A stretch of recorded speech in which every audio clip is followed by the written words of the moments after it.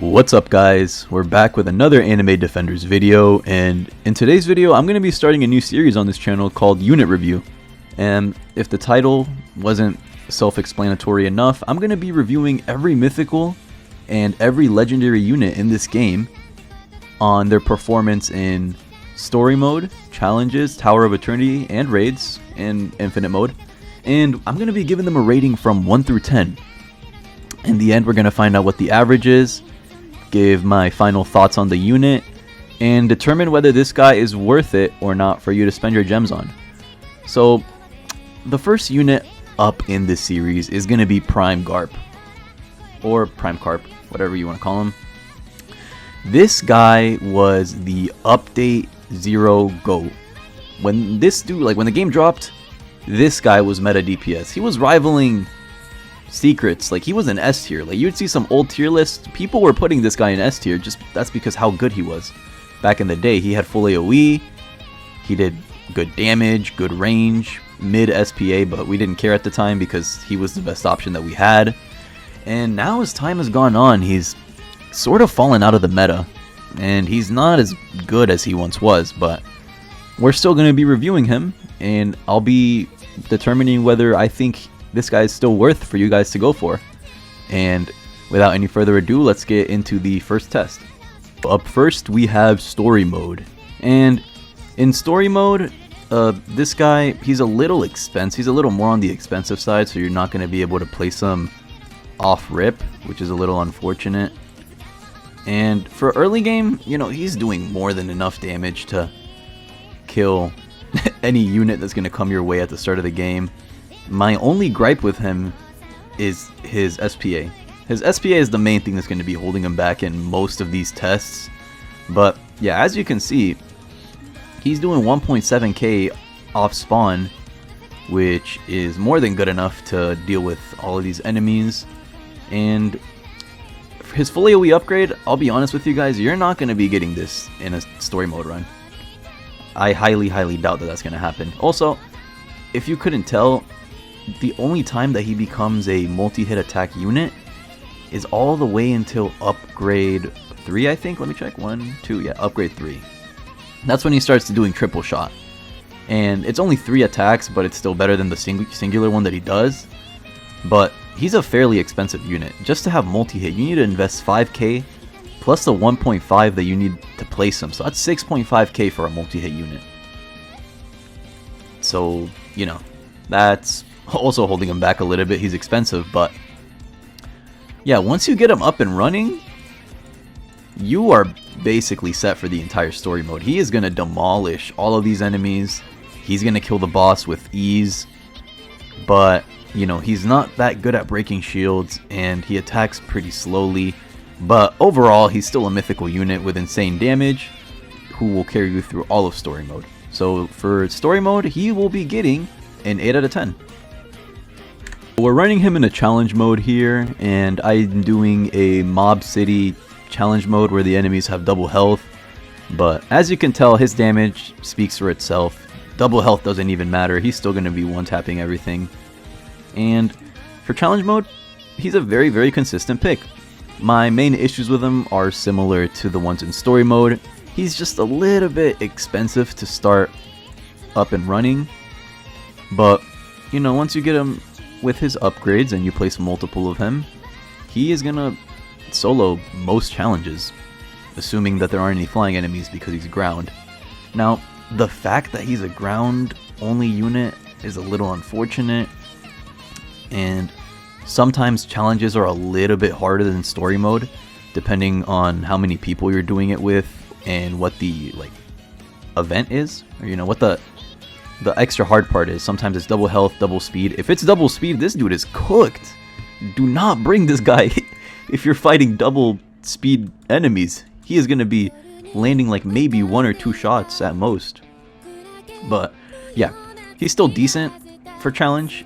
If you have him, you are encouraged to use him in challenge. He's pretty good. So he's going to get a 7 out of 10 for challenge.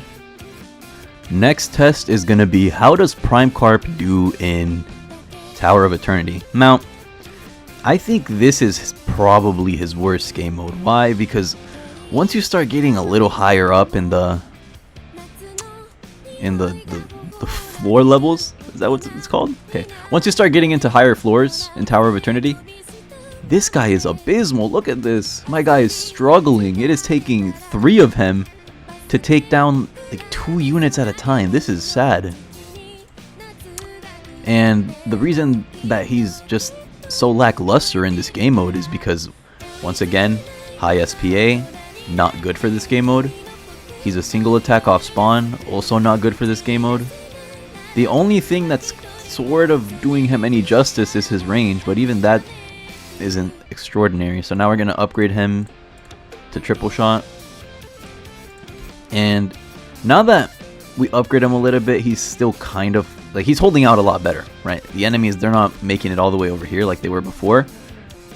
And it looks like he can probably fend off the rest of this Tower of Eternity level by himself, but at the same time, this is pretty disappointing for a mythic. I needed to invest so much money to be able to start doing something that I could have done off placement. If I had an electric cyborg, could have easily done better than him off placement. He would have broken more shields, done a lot more damage to them a lot faster than Prime Carp ever will. Or even if I have like any secret, would have been better, duh, because you know they're secrets. But I'm getting off track. What I'm trying to say is, this guy is not that good for Tower of Eternity. Don't get me wrong, he'll still serve you well, but I'm going to be giving him a 5 out of 10 for this game mode. And let's go to the next one. Next test that we have is raids. So how does Prime Carp do in raids? Well, if you couldn't tell, I had to skip the mid game and the early game, because I tried to use just this guy for early and mid game on raids, and I got my cheeks spread like butter. Pause. What I'm trying to say is, he sucks early and mid game. Why? Because he's really expensive, and once you max him out, now you're doing some damage. You know, he's full AoE, 36k every attack. Now this is what we like to see for raids. Look at how much I have to spend on him. I just dropped like 30k on this guy, and he's still not full AoE. There are units that are full AoE after 2 upgrades, right? So that's just why this guy isn't that good for the early and the mid game. But once you start upgrading this guy, he can absolutely shred through these units. He is killing them in 1 to 2 attacks, and we only have 1 of him. Let's see. Yeah, it takes me 11 upgrades to get this guy to full AoE. That is such a big money investment. Don't expect to solo raids with this guy. I'm sure there are videos out there of that one guy who solos raids with all the mythical units, and he probably did a video on how he soloed the raid with only Garp. But number one, he has decent traits on his units. Like, he usually has precision or sonic on the units that he showcases, and I'm not saying those are impossible to get, but those are a little annoying to get. I myself don't even have that on most of my units. So yeah, don't expect to be soloing raids with this guy.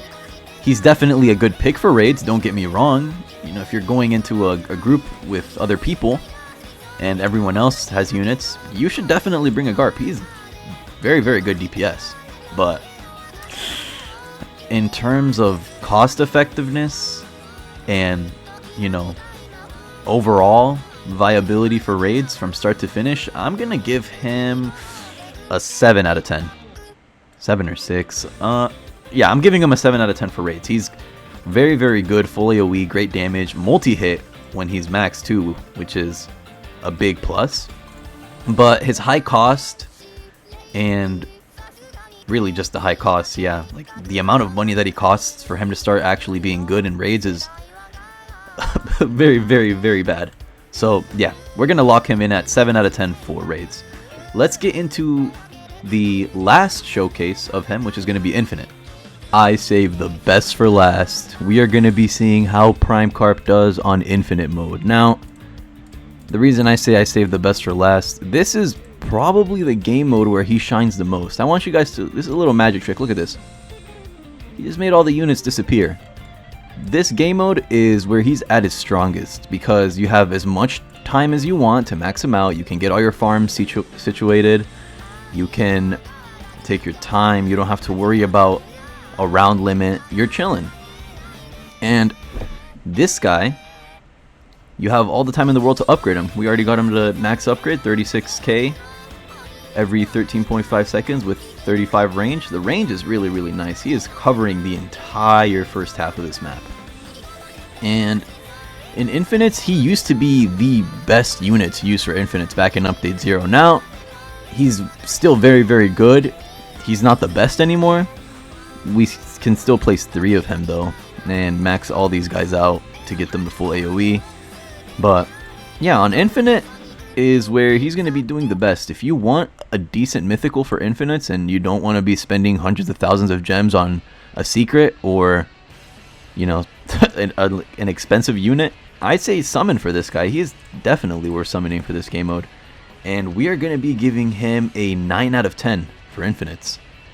And with all that being said, let's get into our concluding thoughts. So my closing thoughts for this unit is that he is still a very solid choice for some game modes, and although he's fallen a bit out of the meta and he's only bound to fall off more as time goes on, he's still gonna be a pretty consistent pick overall, and his overall rating is gonna be a 7 out of 10 across all game modes. So do I think you should summon for this guy or not? Yeah, I think this guy's worth summoning. He's a little bit more on the expensive side, and you know, he'll set you back a couple evolutionary items, but overall he will still make a great addition to your team. Really excels in Infinites and raids. And with all that being said, that's going to conclude the video. If you enjoyed the video or learned anything new, feel free to like, sub, comment, all that wonderful stuff, and have a great day or night wherever you are, and we will catch you in the next one.